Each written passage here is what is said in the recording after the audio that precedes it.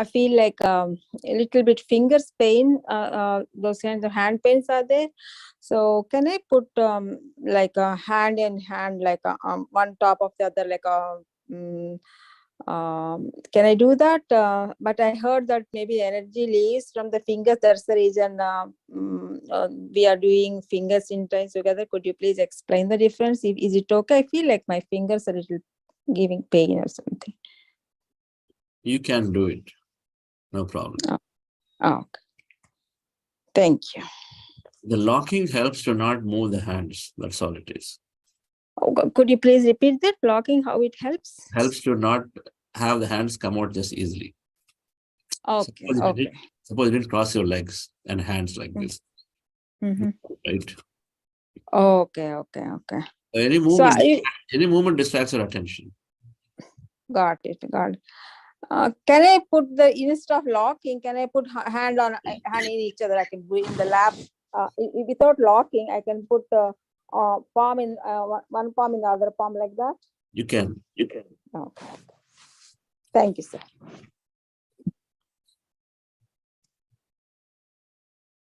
Thank you. Next, we have Subhash. Please unmute. Yes, Chandra sir. Yeah.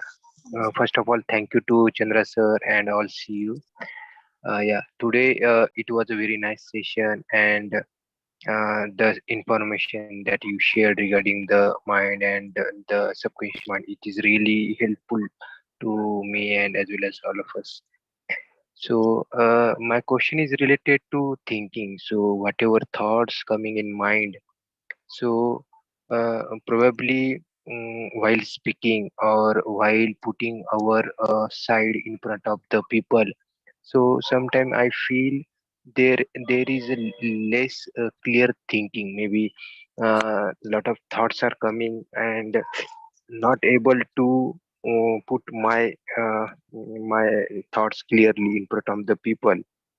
So I don't know what is reason behind that. So can you please put you insight some your thought on these questions? Cluttered mind. Yeah. So it's a cluttered mind. Mind is too bombarded with too many things which are arising out of our chitta, the subconscious, judgments and programs and worries and all of that, right? So the clutter mind. So when we regularly meditate for a period of time, that 50,000 or 60,000 thoughts that are there in a day, that means an hourly you figure, whatever that number is, will come down, right? It will come down by 90%. Then it becomes free. And so then you are more focused towards the person in front of you. And you have so enough awareness. So that awareness, because meditation is also building your awareness to observe. So that awareness is essentially helping you to recollect all options you have, the choice you have to present appropriately. So everything is happening instantaneously there. So awareness to recollect what response we can give, and awareness to observe what's happening is built on one side with meditation so that you can give an appropriate response. And other side, it makes your mind calm and clear. And so then the distractions are not there, so you'll be more composed. That's all it is. You just have to clear the mind more and more.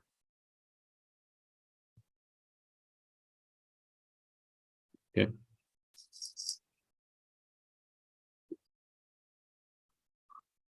Thank you for the question. Next, we have someone with the BBC 154.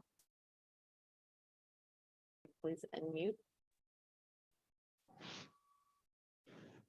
Yeah, can you hear me? Yes, we can hear you. Yeah, happy morning to you and all, Chandra sir and all your team. Just I want to share today's experience. Today, first time in the last 11 days, I am thoughtless. And I'm feeling good. And whatever you said, see, we know that you are saying that we don't have a question. It is not like that. We don't have a questions. We have a lot of questions in our mind. But as you said, you be a patient and think at that. And every second day, we are getting answer in the next day to next day, next day. So we are waiting patiently and eagerly for next day to getting answer in that thing. So that queries are automatically solved because you are telling each and everything of meditation with benefits and lifestyle and so go on and go on. Everything is there. So that solves that gives us answers to our questions. So whenever we have questions, we surely come back to you, and you are only one where we will come back for our to get answer of our questions only. Thank you very much, and thanks a lot to you and your team, sir. Thank you. We needed to hear that. We needed to hear that from you, that we get always answers. And so that is reassuring that it is a process of meditation. That's a learning. So but through you, we all heard that when we have a question, it gets answered. It need not, the teacher need not be there. Some will get answered. It could be through my session, it could be through some other session, somebody else. But we must have a question to move to the next. Thank you, I'm aware. And we continue to have this dialogue to learn from everything. Okay. So you are giving, I'm getting so many answers of my questions, and every day that's why meditation teaches us patience. See, from day one, I'm just learning that because I was not able to sit in a floor, on a floor near about 15 minutes. But nowadays, I'm able to sit on floor by 45 minutes to 1 hour with cross legs. So because of due to habits, we just forgotten to sit with cross leg on floors. So from day one, I'm trying for that. And I'm now, after 3-4 days, I'm comfortably sitting at least 1 hour on a floor. That you teaches us. Wow. So I'm getting that questions, answers to all my questions automatically. Wonderful, sir. All I can say is you're progressing swiftly because of sincerity. Please continue to do it. Great. Thank you. Thank you. Thank you Thanks so a much. lot. What is your name? Sorry. My name is Praful. Praful. Thank you. Thank you for your sharing. Thank you. Next, we have Sonalji. Please go ahead and unmute.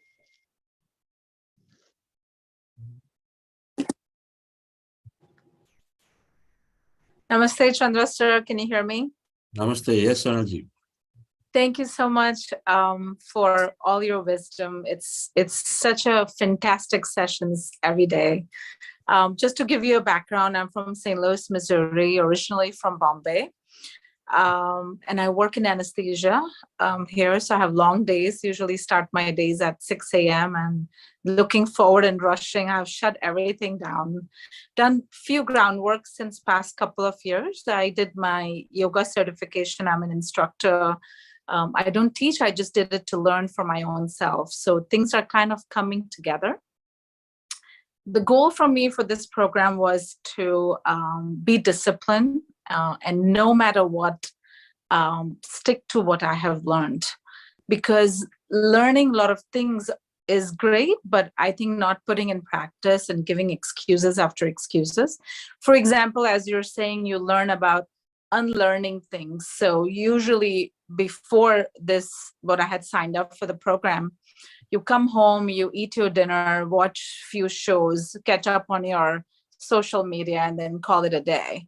So then you always give an excuse, oh, when do I have time? So thank you for motivating us. And I'm enjoying so much. I've shut everything off. I've told everyone I'm not doing nothing for 40 days. 6:30, that's what I'm going to do this evening. So thank you for this. The question that I had was, also, thank you for motivation about the books. That's another thing too, how to create, your priorities right. So you can, you have all these, I've bought a lot of books, Power of Now, Seat of the Soul, but never could finish one book at one time. So I just started this morning, The Placebo, Mind Over Matter. And I got the audio version so I could I mean, I could hear it while I'm driving. So at least to get started.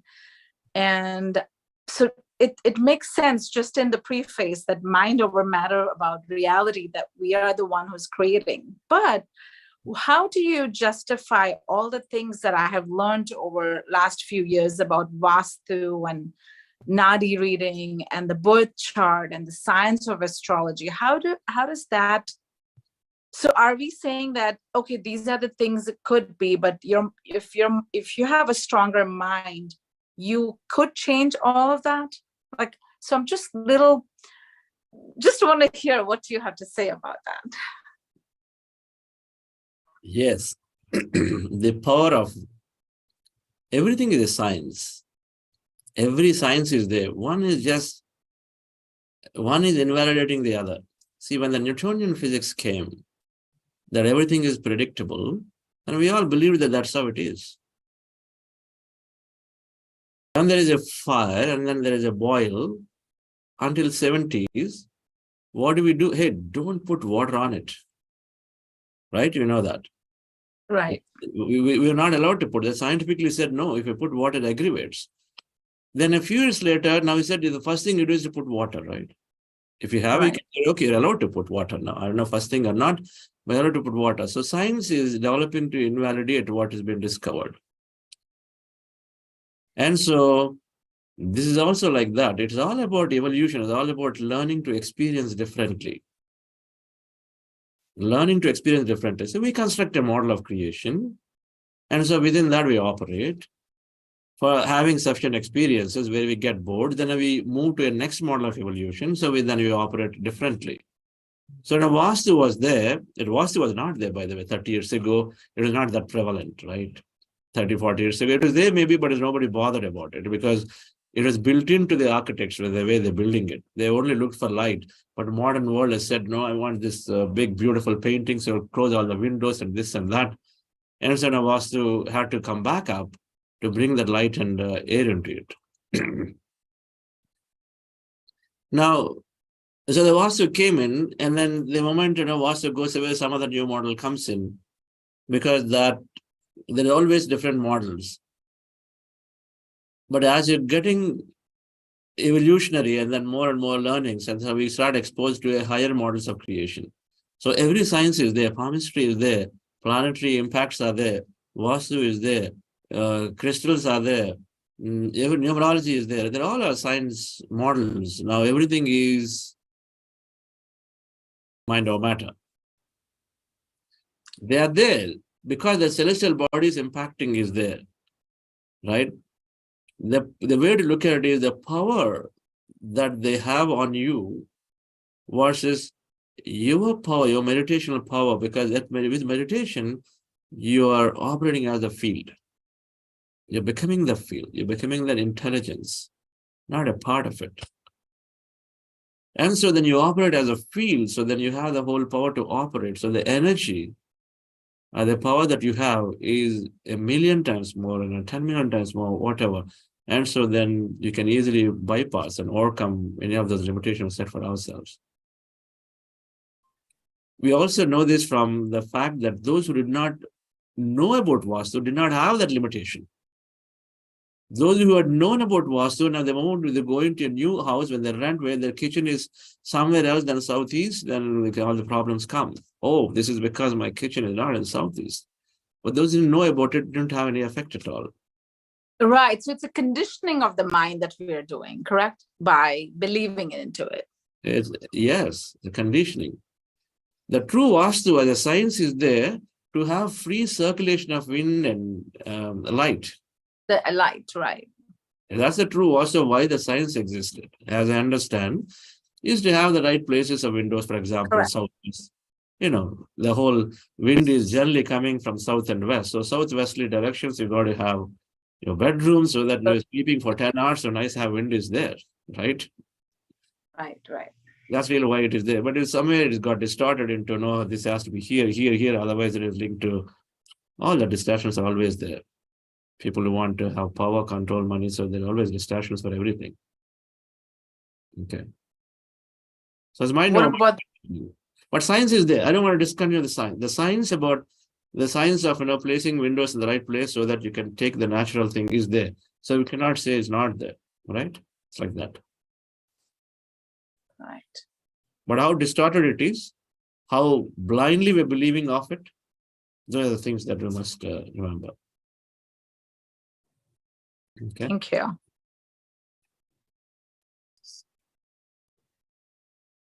Thank you, Sonali, for this question. Next, we have Sabita ma'am. Please unmute.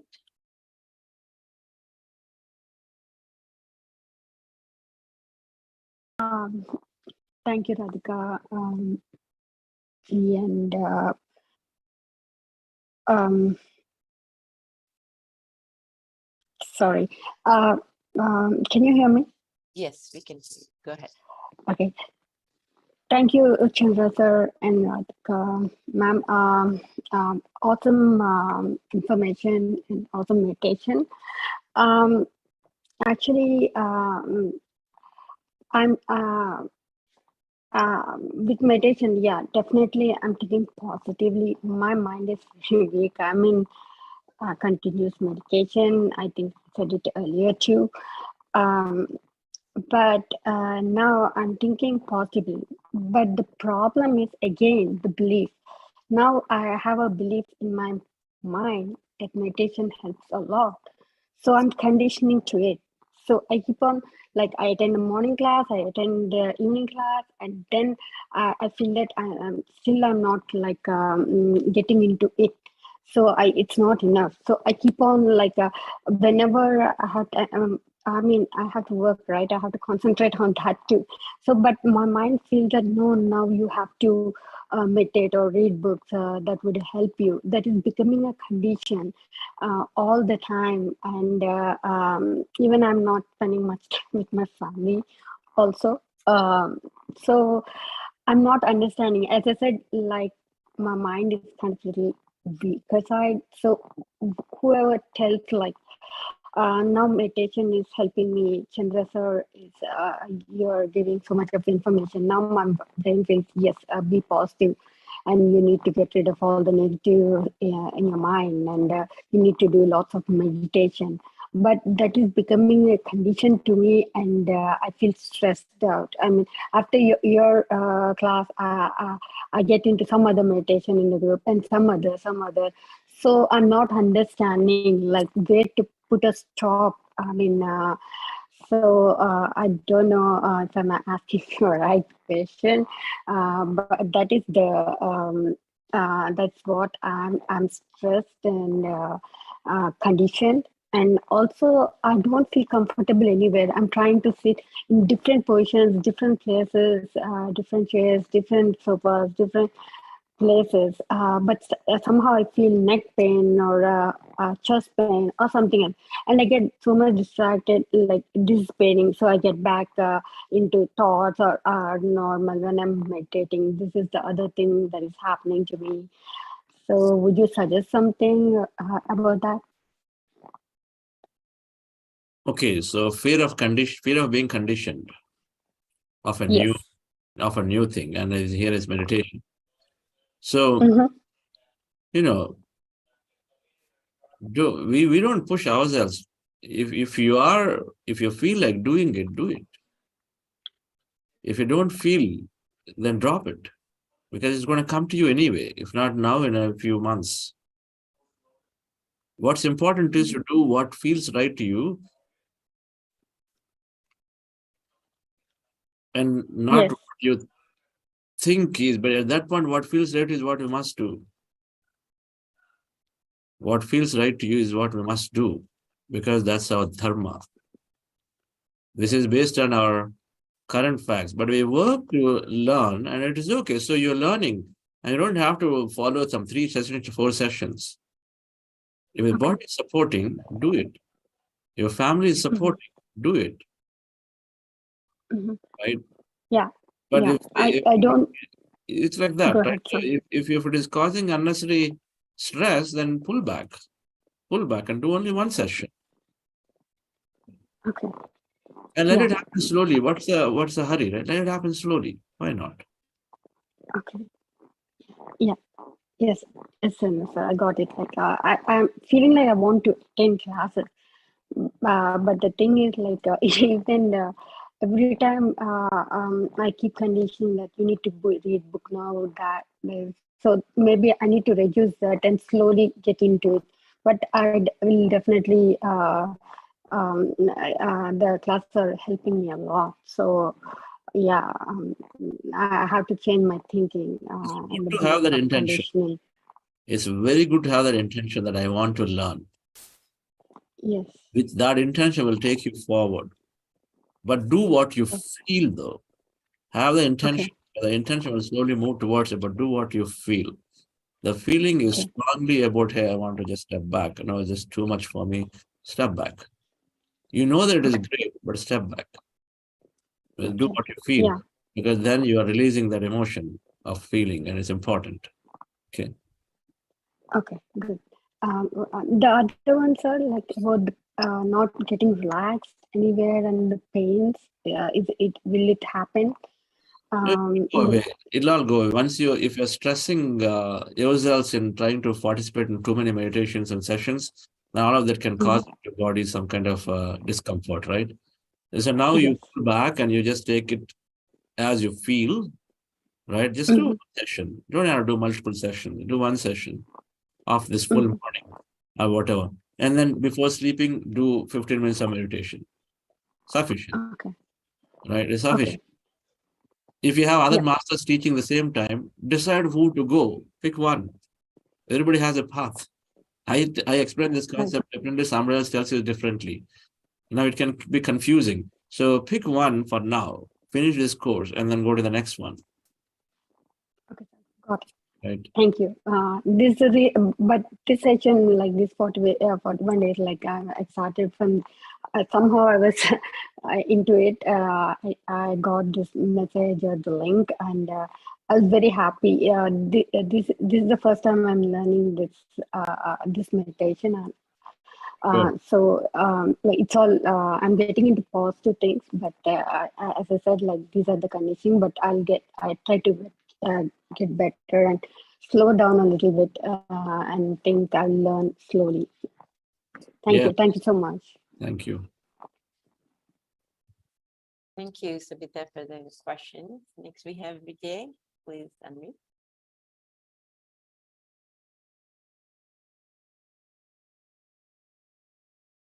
We cannot hear you, Vijay. Can you unmute your?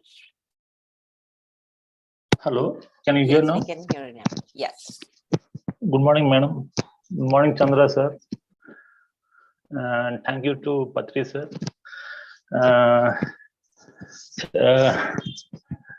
Day by day, I'm updating myself. Sir, my question is that I have a lot of stage fear and new things to do. And from childhood, my father used to scold and used to tell to study, and so many things I want to do from childhoods, but he can't able to support, and he tells to only study. So that's why I can't able to read. That is reading phobia also. But after only few days back only from your sessions and book sessions, I used to read. So today you had told that brain concepts. I'm a little bit confused, but my question is that how to overcome my fearless to do some new things, which I like, sir. So, Vijay, very important question. So we might have developed some kind of a rejection towards things that have been too much forced from the childhood, right? People force meditation. It does happen to children and say, no way, I don't want to come near it. Because parents are always saying what is good, they want a child to immediately pick it up. So because there might have been an overdoing and various concerns your dad might have for himself. And so then he was perhaps thought that what he's doing is right. No judgment here. And so if you have developed that feeling of hatred towards reading, and then so reading phobia, whatever you call it. But that stays. But then what can we do? Now the meditation is helping us to receive more again, open up again. Right? It helps us to be open. Right? It helps that the analytical mind to drop, which is constantly telling you, hey, reading, no way you can read, because you develop that feeling about it from childhood. So the analytical is getting dropped, you get eased out, one side. Second, you understand the scientific aspect of what has caused it, that reading to be shut off. Now, the more you understand it now, like today, some concepts that is developing your neural circuits, if we believe, and if we say that, no, hey, reading is not for me, I just hate it. And so when you hate it and we say so, in doing so, you're sending a signal to the neural cells, that part of the brain which is responsible for reading is shut off. And so the more in your understanding and knowing, you'll start slowly changing, and you drop that very notion that I can't read and reading is bad. So you'll start changing that, right? And so that'll ease up, and then you'll slowly start picking up to learn and read. It's a process going to happen. What do you have to do? Meditate and learn more what you're doing. Sir. That's all. Sir. And make your intentions to, the more you learn, oh, okay, so I should stop saying I can't read. I should stop saying I hate reading. You make those intentions now. They want you to learn because there is a good reason why you want to read. And so make those intentions. Okay, I know my dad had a lot of pressure. And so to get me out of the pressure, which he didn't want to see, he wanted me to read. So he's only telling me for good thing. So why do I carry unwanted feeling then because it's pressure, I made this. So you go back and revisit that old childhood experience to drop that belief that frame it came from. See, when you understand the root cause, it's easy to accept and then drop it. So you already are looking into the childhood. You're already looking from a different angle. It's important. So now it'll give you strength to drop that whole notion that it is because it happened there, but now I know why I have this strong belief, but I should let go of it because reading is good for me. So all of this, you make those intentions. That's the beginning of change. Okay. And I have a lot of fears, sir, stage fear or talking in groups also. These all we can do by meditations only, sir. You know how to overcome. You know the answer, Vijay. All Yes, right? yes. Keep doing Okay, it. sir. Thank you. Yes. Okay. Thank you, sir. Thank you, Jay. You're already speaking in public now, so you don't have fear anymore. So take that. Next, we have Arun Kumarji.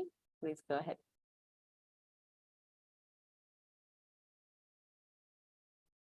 Good morning. Good morning to all. Good morning, Chandra sir.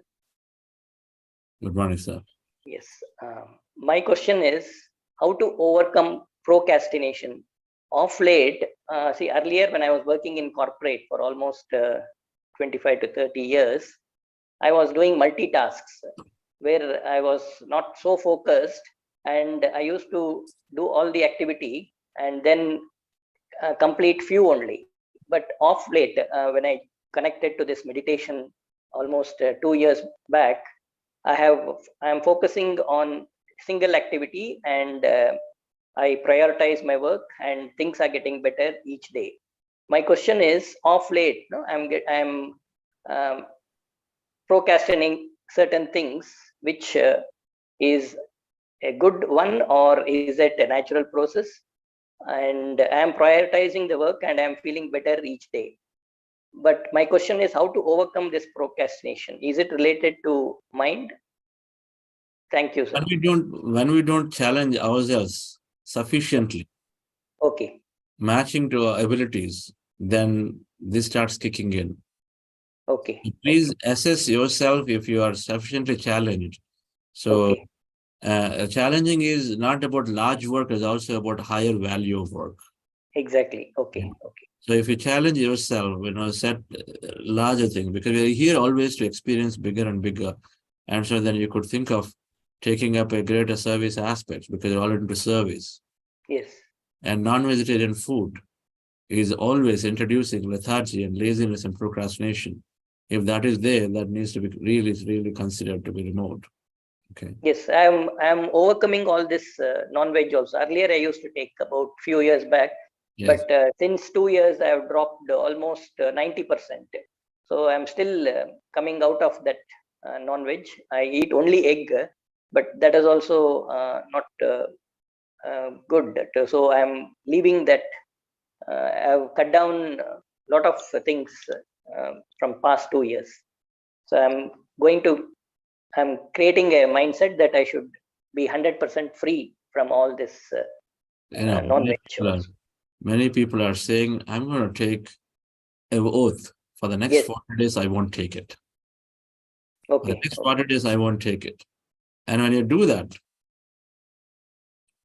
and when you are having a greater intention, and it is supported, so 40 days later, you determine. So my suggestion to you is to take that oath today, and Yes. everyone is eating non-veg, to take that oath and say, for the next 35 days, or 30 days left, I'm becoming a vegetarian. I'll go and see what happens. Yes. Thank you, sir. How about that? How about that? Can we take that oath? Definitely. Definitely.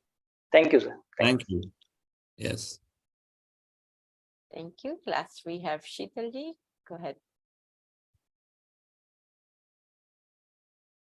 Good morning, sir. Yes, good morning. Thank you so much for the wonderful session, sir. So my question is our patterns influenced by our parents' patterns, or we made it by our own perceptions in present life or in past lives? Everything is ultimately our creation. Okay, sir. They're only triggers. Yeah.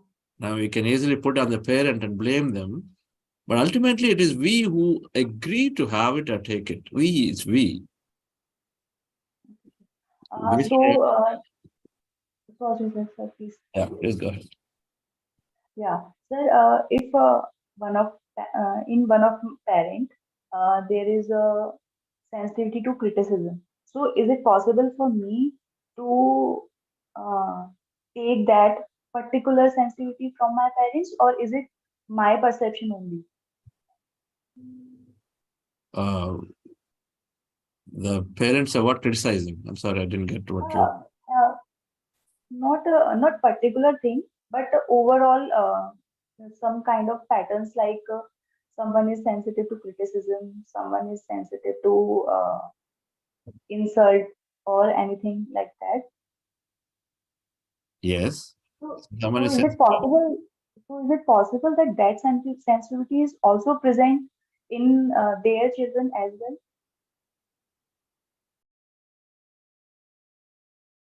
So you're talking about a child responding to parents who are criticizing all the time, for example? Is that what you're saying? I'm trying to understand the question. So sorry. Yeah. So sorry, sir. Every person has some sensitivity or some patterns. Correct. Like for example, if I am going in guilt easily, and if this is also present in my parents also, so is it my perception in this present life, or is it just because of I perceive it from my parents? Can you get my point, sir? It is. It's from parents and it is from environment of various things that they are constantly creating situations, but ultimately we are the ones who are making something out of it. Either we want to take that based on a belief that we are there, oh, parents, so if they're saying something, they're authority, so you must take it and then believe it is true. So we form a judgment on us in that moment, right? Could be. And if our friends are telling you something and saying, hey, all parents don't know about it, so they keep saying it, and they just are dual in nature. Now you take that and then you interpret it the next time parents are telling you, then we form another belief, okay, these guys are just the only thing interested in is to push me. So we form another belief and another perception we create that way, right? In both of the cases, our behavior is different. One child thinking that, no, your parents are right, so I must be screwing it up, so feels guilty and carries the guilt when they push to that kind of conclusion. Another one is becoming a rebel, and then the moment parents come, they avoid. So it's all ultimately we are deciding how to respond by making our own truth version based on the inputs received. One, only parents, another parents, as well as friends who are telling them a little differently about it, right? And so we are forming our perceptions based on various environmental things that are happening to us. So the question is, if it's all happening, yes, it's happening from various sources, but ultimately we form our perceptions and beliefs through the learning that is happening to us, through the repetition of events. And we need to be aware of this, that's all. Meditation helps us to build awareness about that belief or the feeling that we are experiencing. Now it helps us to decide, is it good or not good? Is it something good or not good is what? Is it something making us away from people, away from situations, away from environment, or is it something that's connecting to them? If it's away, that means we're separating ourselves from the field. So not necessarily a great thing. If it's connecting, we carry on and then continue with it. Away, then see how do I change it. Okay. Actually, sir, this question I was yesterday, you answered someone that you have your own subconscious and your parents have their subconscious. So you all are behaving accordingly, according to your subconscious. Correct. So that's why I'm confused. So parents, because that's their field, right? So they have their life. And their notion is that this child must come back home by 9 o'clock. Let's say that's the event here. The child must, no matter what, a girl child must be home by 9 o'clock. Unmarried girl child should be there by 9 at home. If that's their notion, so they operate out of that belief. And so they're going to push the child no matter what, and every time they're late, they're going to say enough things. And they don't want to listen to your stories of what is the reason why you got delayed today and there. So, but they're operating out of that belief. But the child has their own free version of how to deal with it, right? So her subconscious, because having exposed to that event enough times through the parents, she has her own version of it.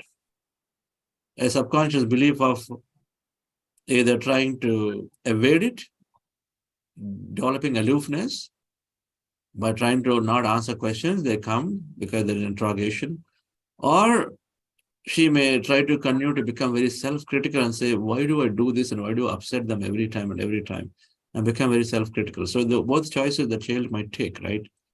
But that's her subconscious. And then she operates out of that subconscious to do things. What's the confusion? So they are operating their subconscious, their life, and she's operating her life, which is influenced through their behaviors. Sir, another thing. So we in Down syndrome child, as we can see in You Can Heal Your Life, both from mother or either from mother or father, insecurities came from child. Or we can say in spiritual path as well, we say that these kind of diseases are their pre-birth plans. Right, sir? So is it also because of parents, or is just pre-birth planning of that soul? Madam, in whichever way look at this, it's always our individual choice of that soul, the entity, to decide to experience something. It's pre-birth planning, it's in the current life, the choices that we make consciously. It's ultimately we who are making a choice. Choice. In that moment, we have a choice to make, to be a rebel, to do differently, but we choose to do certain way, right? It's always us. Others are merely tools that are helping us to evolve through an experience. This is what spiritual science is about, is we're all here as same consciousness, specks of consciousness, experiencing ourselves differently at every moment, supported by all the environment, by you and me and everybody else. But we have the choice to make at every given moment. And a lot of times our choices are made based on a design and a plan that we made to experience here. Right? Thank you so much, sir. It's like that. Yes, sir. Thank you. Thank you, friends. We went quite long, but that's great. There are some good sessions here. And yes, Radhika, you say something? No, yeah, there was great questions. Thank you for the nudge to have everyone ask the questions. So we had a great session today. Right. So we'll see you all at 6 a.m. tomorrow. Thank you. Okay, thank you, everyone. I know the light of love is shining in my eyes. I am happy, healthy, wealthy, and wise. A little birdie told me that life is so sweet. As I listen to her song, I know